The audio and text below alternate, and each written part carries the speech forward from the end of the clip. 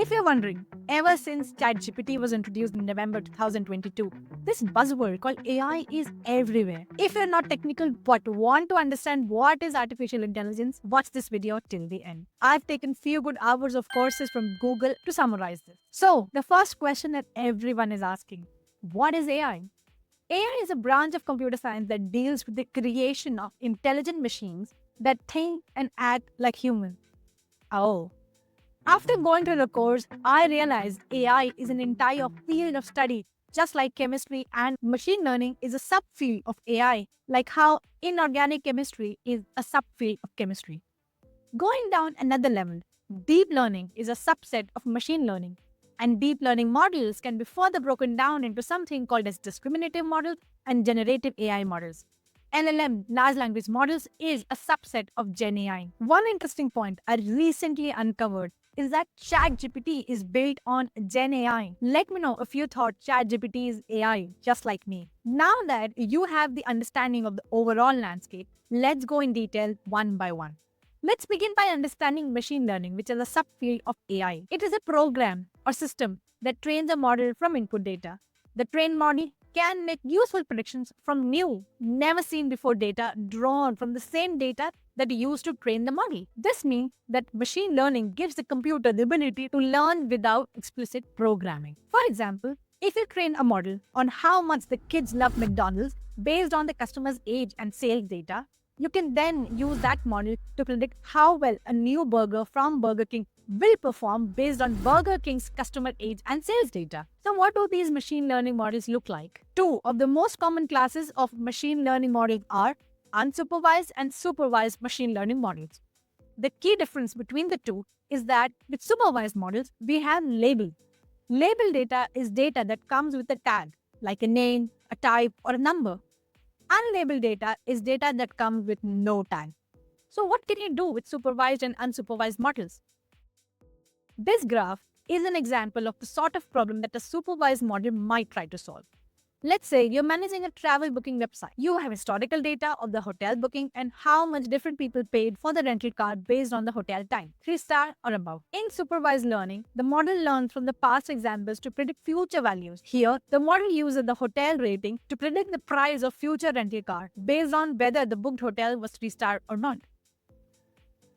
Imagine you run a marketing campaign and want to segment your customers based on their purchasing behavior. Cluster 1, customers with lower income who prefer budget-friendly products. And cluster 2, customers with higher income who prefer premium products. By identifying these clusters, you can predict the purchasing behavior of each group and hence you can tailor the marketing campaign. If they were labeled, you would see tags like gender, location, age, etc. This is an example of the sort of problem that an unsupervised model might try to solve. We can ask this model a problem like, if a new customer comes across the products, are they more likely to buy premium products? If they appear on the left, then yes. If they appear on the right, then no. Unsupervised problems are all about discovery, about looking at the raw data and seeing if it naturally falls into groups. Pro tip.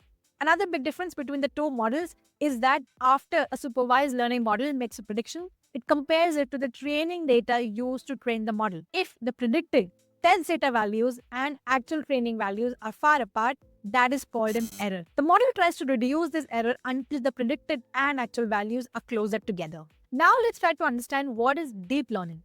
Deep learning is a subset of machine learning methods. While machine learning is a broad field that encompasses many different techniques, deep learning is a type of machine learning that uses artificial neural networks, allowing them to process more complex patterns than machine learning. Artificial neural networks are inspired by the human brain. Like our brain, they are made up of many interconnected nodes or neurons that can learn to perform tasks by processing data and making predictions. Deep learning models typically have many layers of neurons, which allows them to learn complex patterns than traditional machine learning models. The more the layers there are, the more powerful the model. And because there are layered, these neural networks can use both labeled and unlabeled data. This is called semi-supervised learning, whereby a neural network is trained on a small amount of labeled data and a large amount of unlabeled data. The labeled data helps the neural network to learn the basic concepts of the task, while the unlabeled data helps the neural networks to generalize to new examples. For example, semi-supervised learning can be used to diagnose diseases with a small labeled dataset, example images of tumors,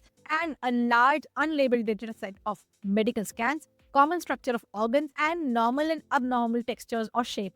With the unlabeled data, it builds an understanding of the normal appearance of medical images. And with a smaller labeled data set of images of tumors, the model can be fine tuned when radiologists annotate these images with labels like tumor detected or no tumor, which help the model to map with the patterns learned in the unlabeled data. Now, we finally get to where generative AI fits into this AI discipline. Gen AI is a subset of deep learning, which means it uses artificial neural networks and can process both labeled and unlabeled data using supervised, unsupervised, and semi-supervised methods. Large language models are also a subset of deep learning. Deep learning models or machine learning models in general can be divided into two types, discriminative and generative. And discriminative models are typically trained on a dataset of labeled data points, and they learn the relationship between the features of data points and the labels. Once a discriminative model is trained, it can be used to predict the label for new data point. On the other hand, a generative model generates new data based on a learned probability distribution of existing data. Generative models generate new content. Let's understand it with an example. Here, the discriminative model learns the conditional probability distribution or the probability of y, our output, given x, our input, that this is a dog and classify it as a dog and not a cat. The generative model learns the joint probability distribution or the probability of x and y, p x of y, and predicts the conditional probability that this is a dog and can then generate more pictures of dog. To summarize, generative models can generate new data instances and discriminative models discriminate between different kinds of data instances. To better understand this, let's look at this image. The top image shows a traditional machine learning model which attempts to learn the relationship between the model and label or what you want to predict. The bottom image shows a generative AI model which attempts to learn patterns on content so that it can generate new content. Now, if someone asks you, how do you identify whether the output is generated via Gen AI or not? It is super simple. It is not Gen AI when the output is a number, a class, for example, dog or not dog, or a probability. It is Gen AI when the output is natural language like speech or text, audio, or an image. Gen AI is a type of artificial intelligence that creates new content based on what it has learned from existing content. The process of learning from existing content is called training, and it results in the creation of a statistical model. When given a prompt, Gen AI uses this statistical model to predict what an expected response might be, and this generates new content. Keep ChatGPT in mind when you try to understand Gen AI.